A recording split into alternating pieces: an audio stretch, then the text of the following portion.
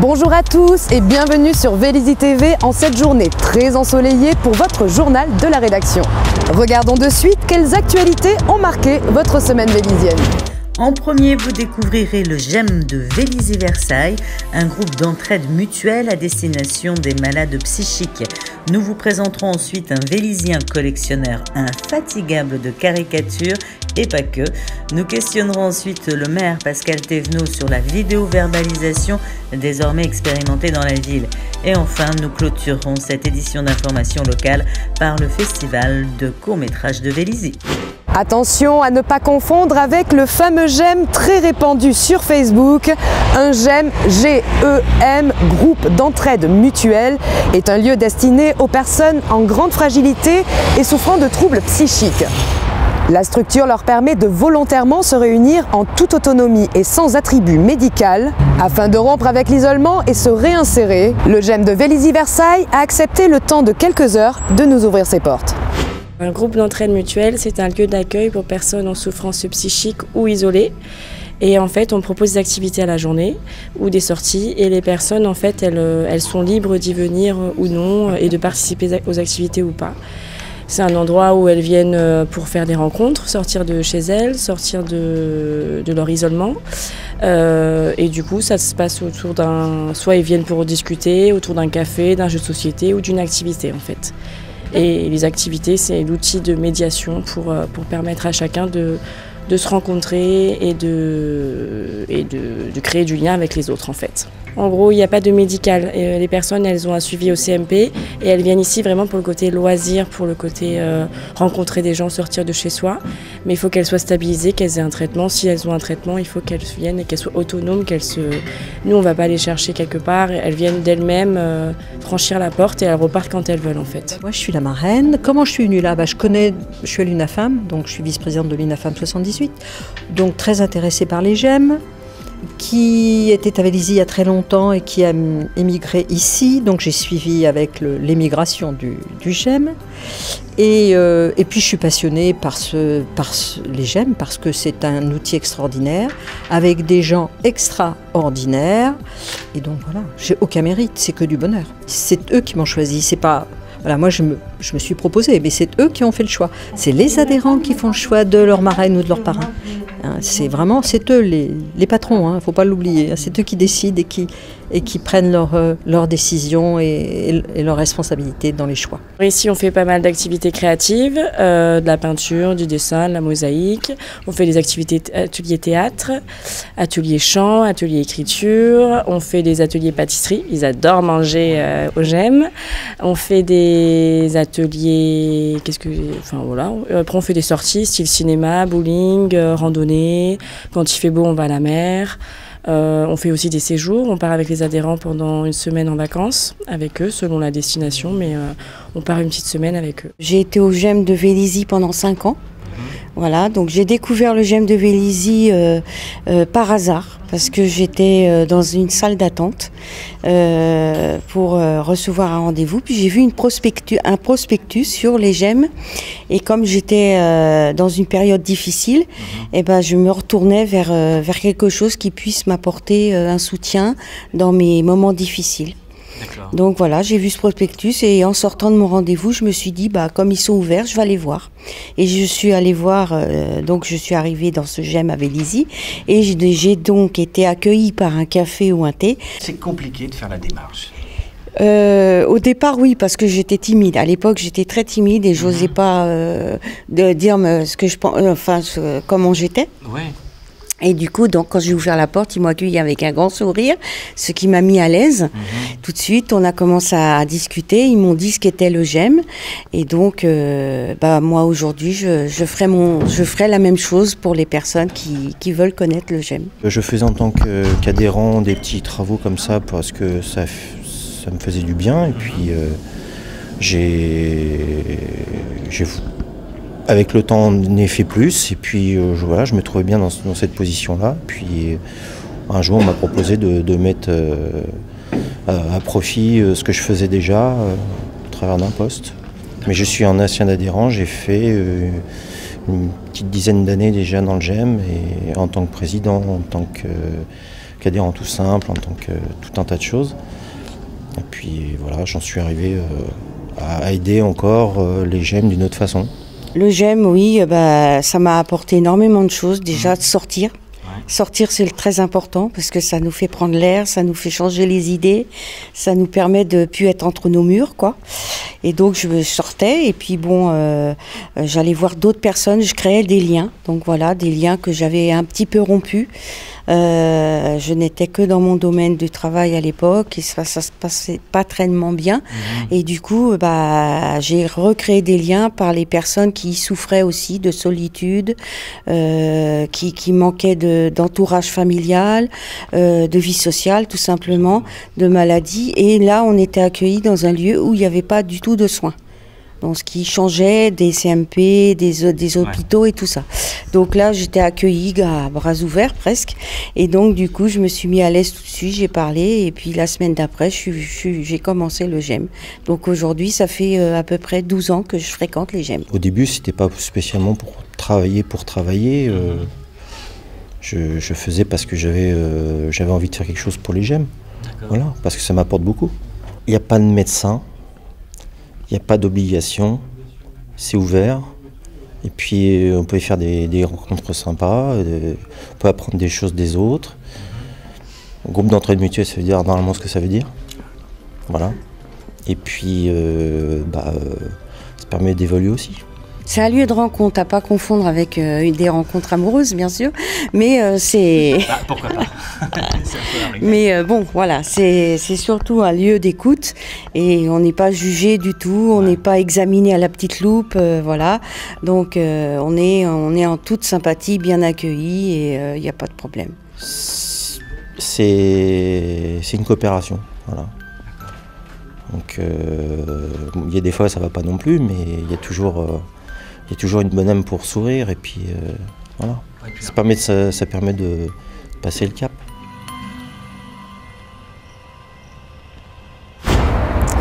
Nous avons rencontré Roland Gauthier par hasard au cours d'une exposition que nous couvrions et nous avons été directement attirés par ce grand collectionneur vélisien.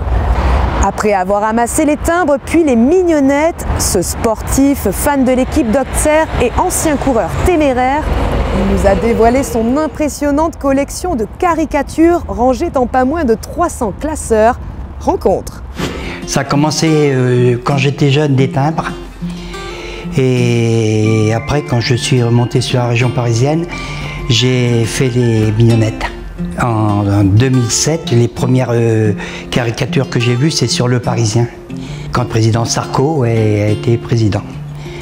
Et donc j'ai découpé, puis après j'ai mis 100 classeurs, et puis après Charlie Hebdo, Wolinski, Plantu, Chaunu, tout ça quoi. Marianne. Et puis aussi il y avait Sarko, puis je vous montrerai après. Il y a un couple d'anciens qui faisait la une aussi quoi.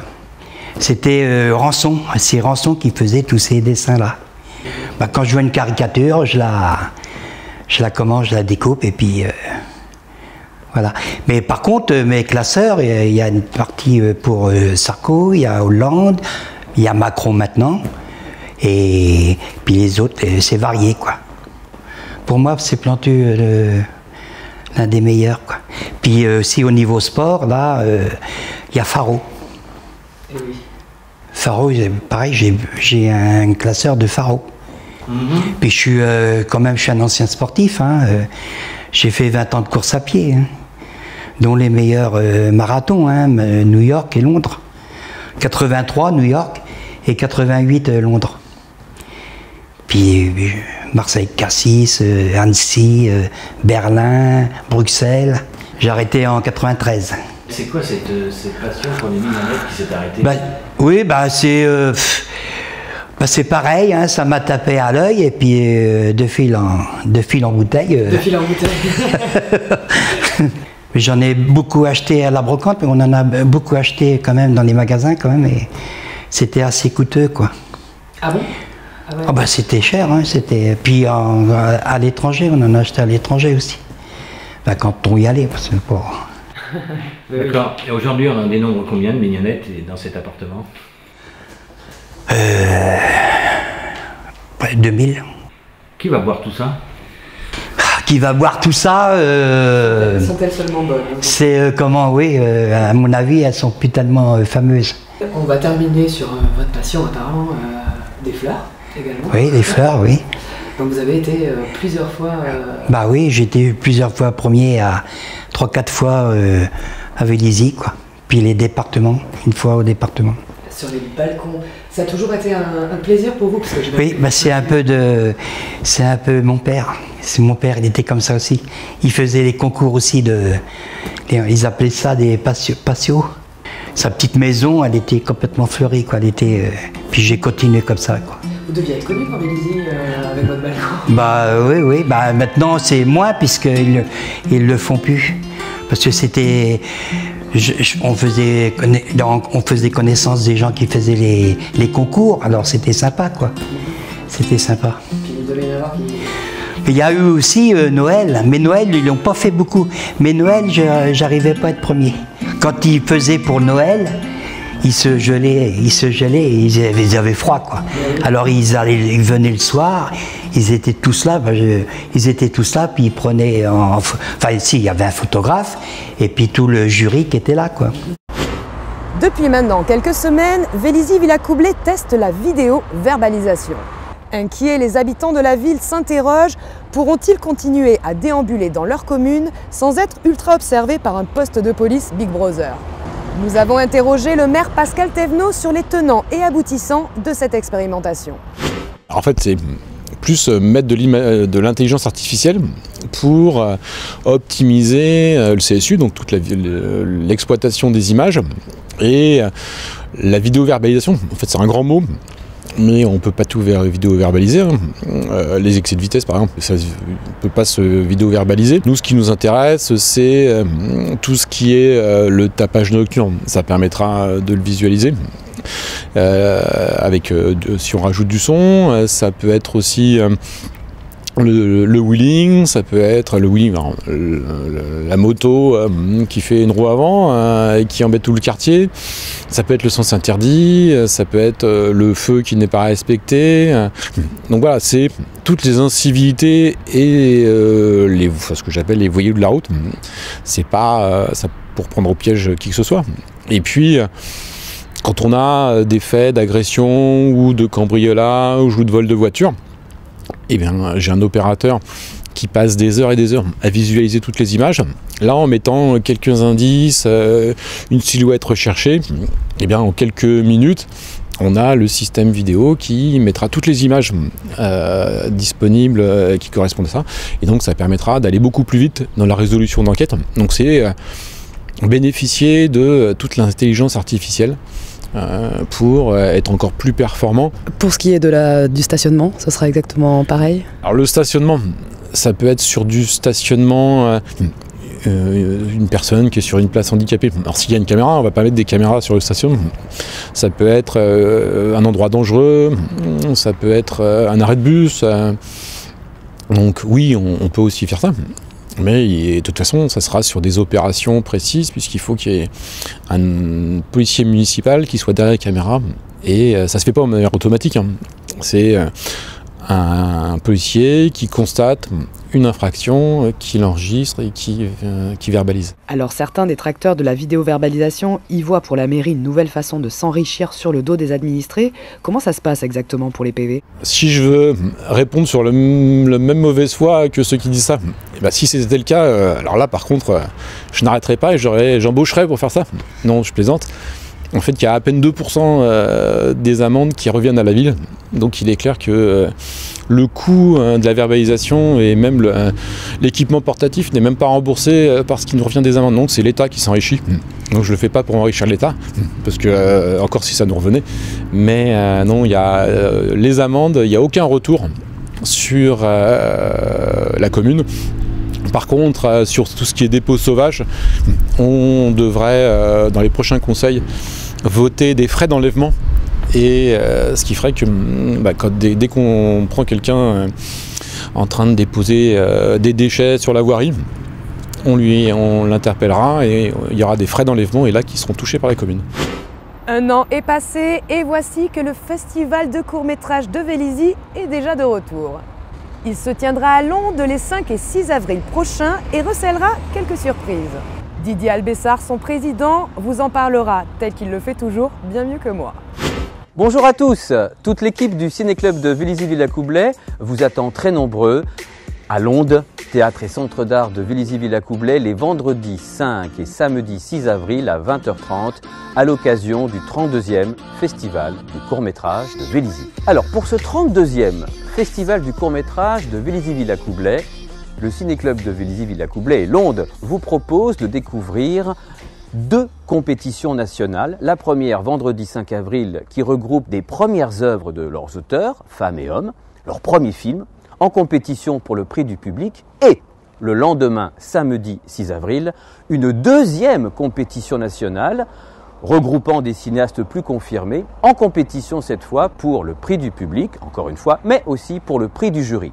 Le jury 2019 sera présidé par Madame Agnès Soral, il y aura aussi Jean-François Galotte, Andrea Ferréol, du beau monde, pour une compétition qui s'annonce très compliquée pour déterminer le meilleur film, car nous avons au départ reçu à Vélizy 802 inscriptions pour concourir à ces 2 compétitions nationales. Pour terminer, je vous rappellerai qu'à l'occasion de ce 32e festival, et j'en suis très heureux, 1200 enfants des écoles de Vélizy vont également avoir un programme de court-métrage qui leur est dédié le vendredi 5 avril en temps scolaire. C'est une première et je suis très heureux que ça soit possible cette année. Je vous attends donc très nombreux les 5 et 6 avril à Londe pour le 32e Festival du court-métrage de Vélizy-Villacoublay. Merci, à bientôt.